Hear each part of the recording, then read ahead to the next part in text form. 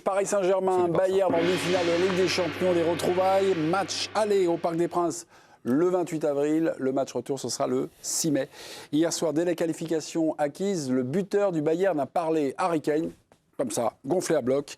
Nous avons l'impression de pouvoir battre n'importe qui quand nous sommes au sommet de notre art. Alors, qui est favori? Est-ce Paris ou est-ce le Bayern? À cette question, là encore, deux chroniqueurs ne sont pas d'accord. On y va. J'ai un Parisien contre un Bavarois. Le Bavarois est Eric von Blanc. Eric, vous, c'est légèrement favori le Bayern et légèrement favori, vraisemblablement, parce qu'entre ces deux équipes, il n'y a pas la ligne droite de Longchamp, c'est Étienne Moati. Étienne, honneur aux champions d'Europe. Honneur à vous, Étienne. Vous voyez plutôt Paris favori. Pourquoi? Je trouve que les courbes entre les deux équipes sont plutôt en faveur du Paris Saint-Germain sur le quart de finale. Paris a archi-dominé Liverpool. Alors Liverpool, c'est peut-être pas complètement le Real de Madrid de cette année, mais bon, finalement, pas si loin que ça. Paris a aujourd'hui plusieurs possibilités, le jeu de possession, le jeu de contre, la capacité à défendre comme ils l'ont fait à Anfield. Et puis du côté du Bayern, je trouve qu'ils ont quand même laissé beaucoup d'occasions au Real sur les deux matchs. Merci Étienne, c'est terminé, merci. Vous trichez tout le temps. Eric Schweiss, s'il vous plaît. Moi je dis donc 52-48 et dire le Bayern, c'est pas être contre le PSG. Non. Il a tout dit, ils sont des champions d'Europe. Simplement, le Bayern, c'est une machine. Ils ont un jeu collectif. Ils sont venus, même si ça compte pour du beurre, j'ai entendu, à 10 contre 11, ils ont gagné 2-1 ici. Ils ont que des joueurs qui ont énormément d'expérience, même s'ils n'ont pas gagné une Ligue des Champions. Ils ont Liverpool a 18 points de retard en championnat, 22 Chelsea, deux équipes des Maccabées. Je suis désolé de vous dire que Liverpool et Chelsea, ça valait rien et vous en avez fait des montagnes. Top là, merci beaucoup mes amis. Bon, il n'a rien contre Paris, mais Paris a battu personne. Non mais j'aimerais développer sur les clubs anglais parce que vous me faites rire avec Chelsea et Liverpool. S'il vous plaît. Éric Blanc, silence. Qui est favori? Étienne voit le PSG, Éric voit le Bayern. Président, à vous de trancher. Le 52-48 d'Éric est le seul argument qui me convainc, ce qu'il a dit. Parce que les Anglais, c'est des Maccabées, bon, un petit peu loin dans la caricature. Ben, on verra. Mais sur le fond, je pense que le Bayern est un peu favori. Je ne vois pas une dynamique s'inverser entre celle du Bayern et celle du PSG. Je vois celle du PSG s'accélérer, ça c'est possible. Mais celle du Bayern, elle ralentit pas, quoi. Elle ralentit pas. C'est une équipe qui m'impressionne. Bon, alors, ok, Paris est le champion en titre, mais ça fait pas de lui le favori pour autant de l'édition suivante. Surtout quand on voit ce Bayern-là, ça va être un super match. J'ai déjà suivi les deux matchs. Mais je suis plutôt d'accord avec Eric. T'as compté combien d'occasions et combien de buts de Madrid sur les deux matchs? Non, mais ok, Madrid a eu une efficacité.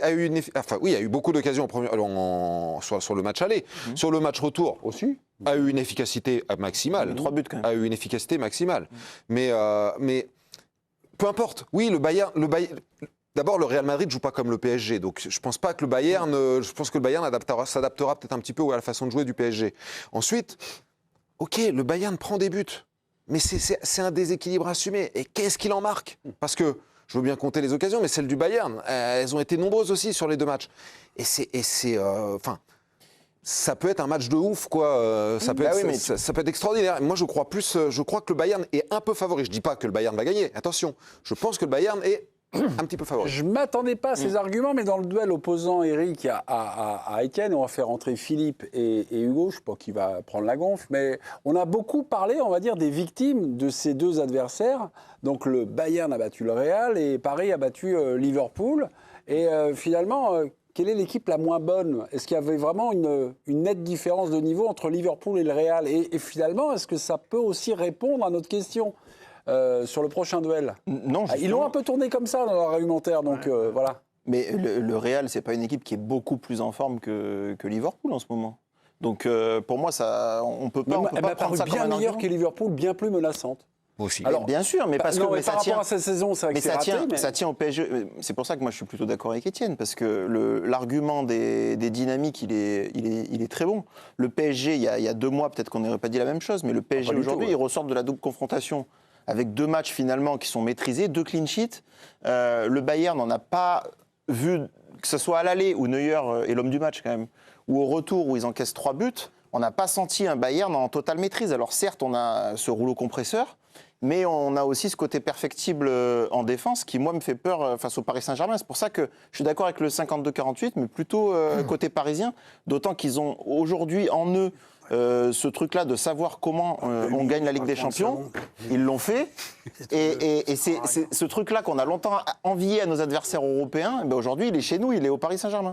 Philippe, faites vite, il y a quelqu'un qui veut la Non, gonfle. mais il parle 2 minutes, je parle 30 secondes, je peux pas Alors, tu sais argumenter, quoi développer. Merci. On est une belle équipe, vas-y, on Merci. reprend et après je... Philippe Blanc. Non. Juste Philippe Blanc. Oh non, juste, non. Allez-y, rapidement. Le laisse Chelsea, pas, non. ils ont viré l'entraîneur, Non. c'est une catastrophe, 22 points de retard, j'ai jamais vu ça sur le premier. Ouais. Liverpool, ils sont slot et à 2 doigts d'être partis. Salah, ça a été un gros problème. Isaac s'est blessé. Wirtz n'est jamais venu. Je les ai vus jouer au moins 5-6 fois. Ça marche pas. C'est une cata. Et donc, il n'y avait pas de surprise. Et tout le monde, et plein de supporters, le match retour, beaucoup de gens disaient, et même les paris, ils vont gagner même à Liverpool. Les cotes étaient Or, très, ils très ont hautes en été faveur de bousculés. Paris, vous avez Ils ont C'est été vrai que le bousculés. Real, ça tourne à plein régime. Non, non, mais Mbappé, il a mis 50 buts, ils sont à 9 points du Barça. Non, mais je vais y venir. Le Real, aujourd'hui, Rapidement quand même. ils sont quand même 2e du championnat et non pas 5e. Oui, Et- dans un championnat où il y a attends, 2 équipes, c'est Laisse-moi gentil. terminer. Allez-y. 2, ils ont des flèches quand même et ils peuvent être dangereux sur un jeu rapide. 3, Neuer a été lamentable, et c'est lui qui parle, c'est pas Blanc-Éric. Jamais il a dit j'étais aussi nul que ça. Tu peux aller voir, hein, d'accord Neuer. Upamecano, il fait la même connerie qu'au match aller, il fait une tête pour Vinicius qui rate son 1 contre 1. Il refait la même connerie. Donc moi, je me dis quand même que je vois les matchs, je me dis ils vont pas être aussi faibles défensivement que M. Hugo Guillemet me dit. Mais oui, ils vont Upamecano, tomber. il fait des conneries tous les 2 matchs. Laisse-moi terminer. Donc c'est un argument pour nous, Laisse-moi terminer. Et le milieu de terrain et leur organisation, donc ça- ça va être un gros match, ça va pas être aussi facile. Et j'ai vu, quand ils ont fait 2-1 au parc, ils savent jouer en n'ayant pas de possession. 71% de possession pour le PSG en match de poule. À 10 contre 11, ce Mais qui ça est s'adaptait, normal. ouais. Et ils ont tenu, ils m'ont impressionné pour couper tous les circuits de passe dans le petit jeu. Pardon, Eric. Donc, Ok. je me dis, et avec des attaquants, et Harry Kane, et un Olysée, et des mecs qui peuvent aller vite, c'est pas du billard, c'est pas de la soie, les enfants. Eric, mon petit, voilà. hier, j'espère que j'ai donné des j'ai fait arguments. référence au match du mois de novembre, en phase de Ligue. Octobre, c'était octobre. Et les gars m'ont dit non, ça compte plus. Non, alors, On peut plus, enfin, ça compte plus. ou ça compte plus, ou en tout cas, c'est pas déterminant Si tu quoi, le prends pour la isolément, rencontre. effectivement, tu peux te dire que c'est un des matchs de qualif, que maintenant il y en a plus qu'avant, donc c'est Oui, c'est tu pas la le sais. vie à la mort. Et que le Paris Saint-Germain, à ce moment de la saison, n'était pas du tout le Paris Saint-Germain d'aujourd'hui. Donc, mais, en fait, il faut prendre la séquence sur les 3 confrontations en un an et demi. Ouais. Où là, pour le coup, ce sont quand même 2 équipes qui se sont jouées, 2 fois en Ligue des Champions, 1 fois à la Coupe du Monde des clubs, 2 victoires à 1 pour le Bayern, et surtout, à chaque fois, une façon de se regarder vraiment dans les yeux, quoi. C'est-à-dire que le PSG n'a pas joué sur la scène internationale 3 fois contre une équipe qu'il a regardé dans les yeux, qu'il a battu 2 fois, et qui a perdu 1 fois. Donc c'est pour ça que je pense que psychologiquement, le Bayern peut vraiment, c'est facile de le dire, mais après, réellement, quand ils se présentent sur le terrain, ils sont les yeux dans les yeux avec le Paris Saint-Germain. Maintenant, argument inverse, c'est pour ça que moi je les mets à 50-50, parce que je ne peux pas déterminer un favori. Le Paris Saint-Germain ressort de sa double confrontation contre les Maccabées, comme tu veux, mais je pense ils m'ont dans fait un état de impression. confiance absolu, comme Dieu sait qu'ils en avaient après leur titre, mais là je pense que c'est absolu.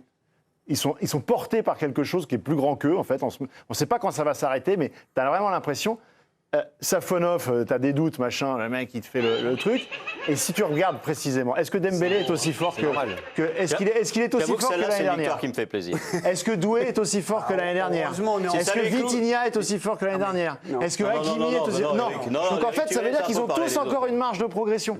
Donc il suffit qu'ils élèvent tous encore un peu le curseur